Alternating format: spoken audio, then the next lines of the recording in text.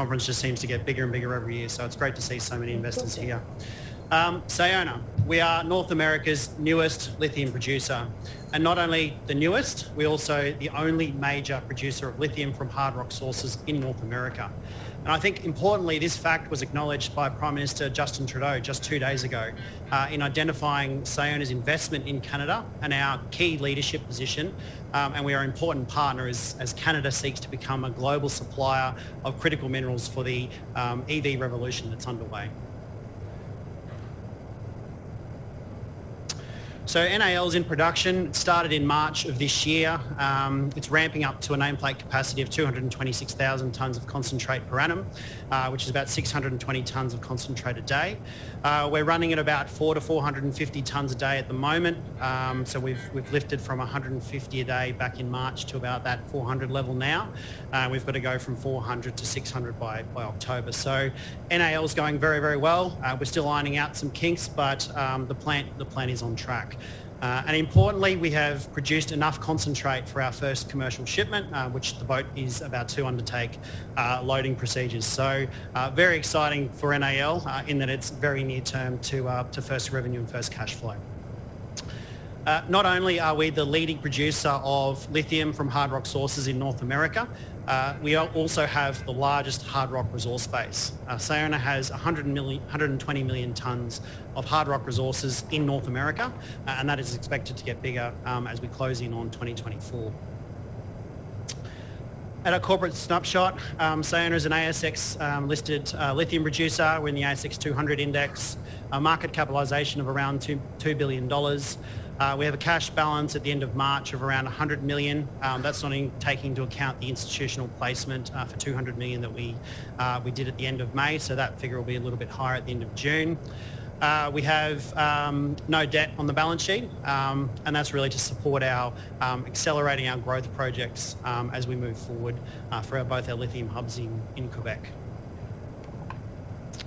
Board and management team led by Brett Lynch, supported with Paul Crawford, James Brown and Alan Buckler. Significant operational expertise on the board. The board was involved with the early days of Orocobre, which is now part of Allchem. Also the development of the Pilgangoora asset under Altura Mining, and also formerly with New Hope Coal. And I think it shows the importance of transitioning to this clean energy future when you have a bunch of Ipswich coal miners who are now driving the critical minerals development in North America. So it just shows the importance of producing green critical minerals for the EV revolution. If we zoom in on our lithium hubs, we have 2 hubs in Quebec in the east of Canada. We start with NAL in the south, which is the Abitibi hub. So that's backed up by a 75 million tonne resource base that's in production since March of this year, under ramp, targeting an annual production of 226,000 tonnes of concentrate per annum. And I think importantly, the end state for NAL is a downstream future. There's a partially constructed lithium carbonate plant on site today. We recently released a study into completing the construction of that partially constructed carbonate plant. And for an investment of $550 million, we could have that plant in commissioning by the end of 2026. So fast pathway to going downstream to lock in more margins for the joint venture shareholders.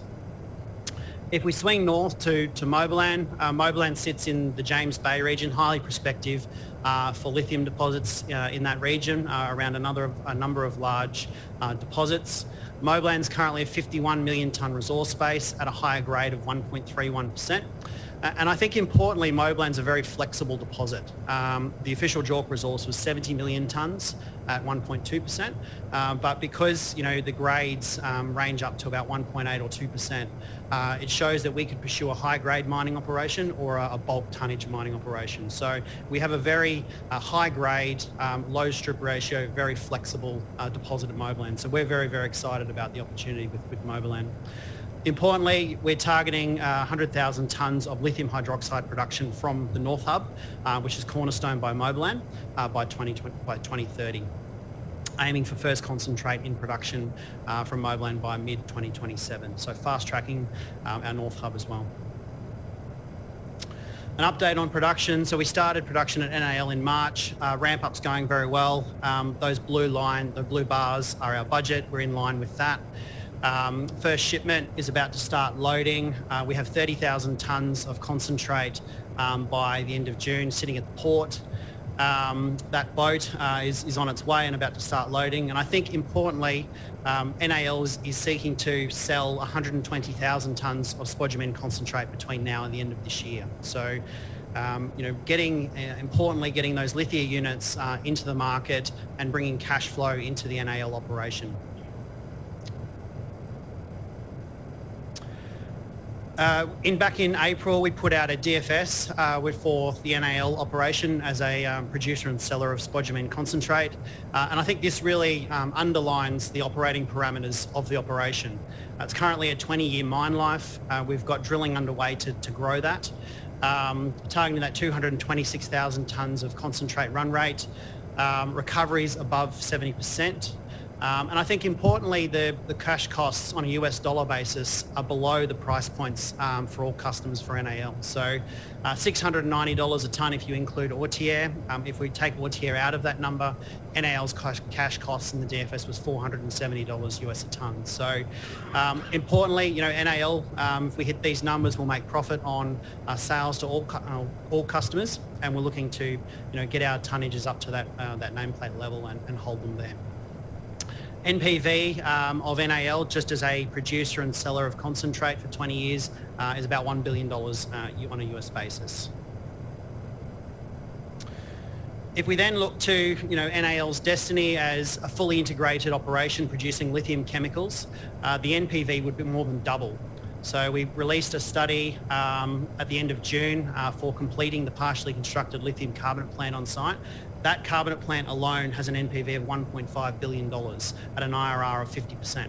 So significant economic opportunity there for the JV to take the infrastructure we have in place today, it's mostly permitted, and accelerate that towards commissioning potentially by the end of 2026. That plant would have a 16-year life.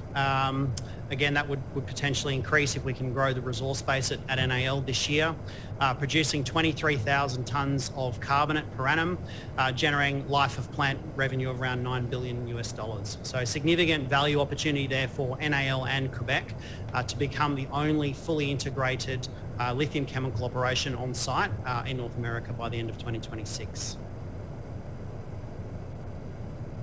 As I mentioned, we have a drill program underway at NAL this year. We have 50,000 metres underway. There's 5 rigs on site as we speak. We started off drilling in the pit to really, move some of our tonnages from the inferred category back to the indicated. The CPs are very confident that lithium's there. So that should grow the resource base.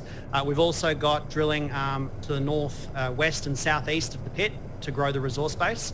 And then the yellow bits to the east are the earning claims that we acquired from Jordan Resources last year.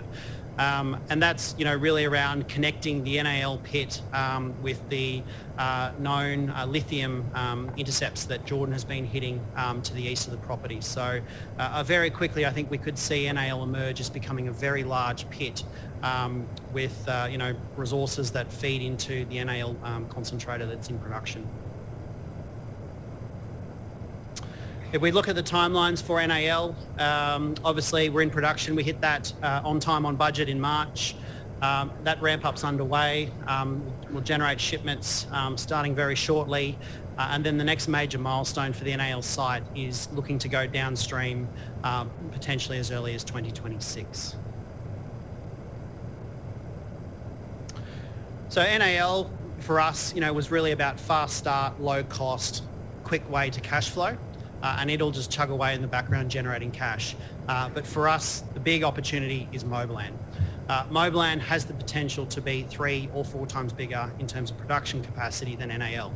The deposit is high grade, low strip ratio, very flat lying, very attractive deposit. And location is really critical for these deposits.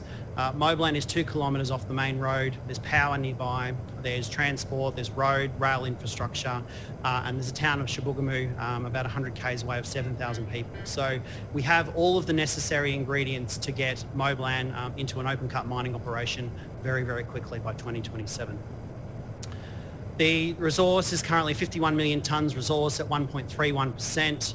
The mineralisation extends for 1 kilometre north to south and 2 kilometres east to west, and that's growing. The pegmatites are hosted in 4 main associations. 3 of the associations are together and 1 over on the eastern boundary.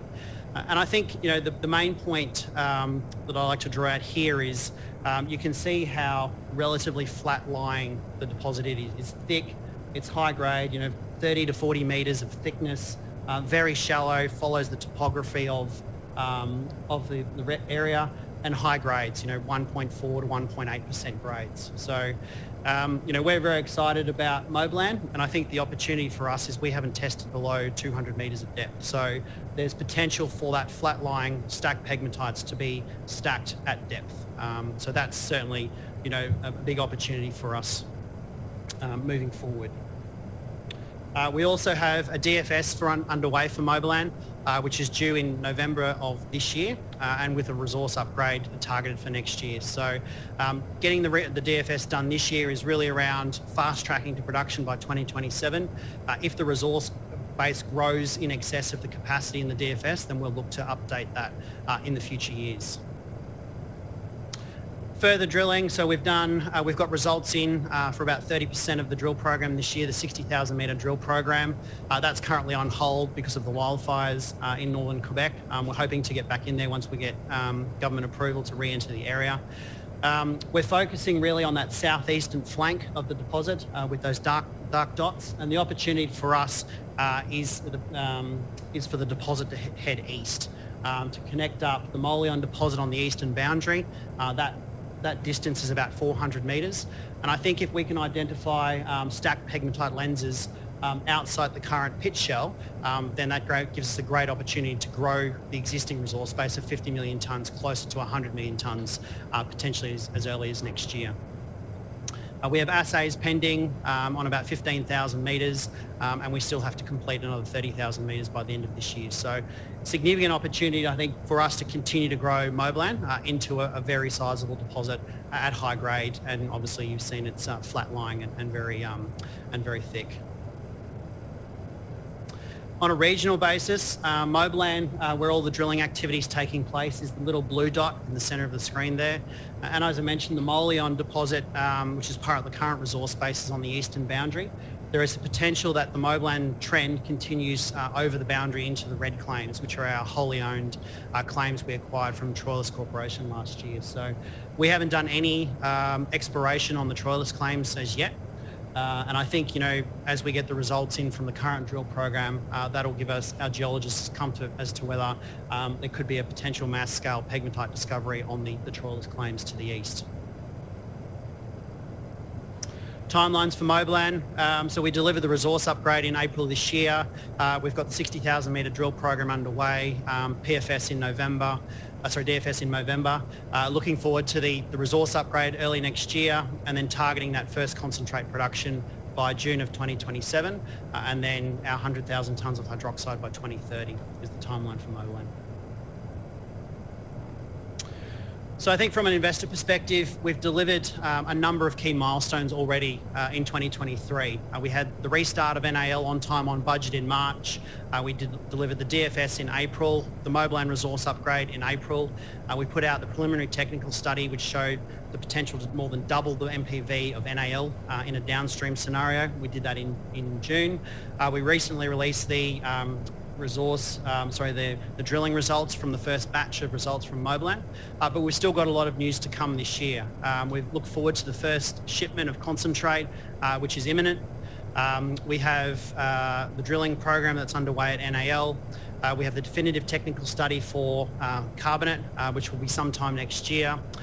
We have the DFS for Moblan in November, further drill results from both Moblan and NAL, and also the resource upgrade for Moblan next year. So as you can see, we've already delivered a number of milestones in 2023. That is set to continue with a number of those to be delivered this year, and we look forward to watching the Sayona story grow. Thanks very much.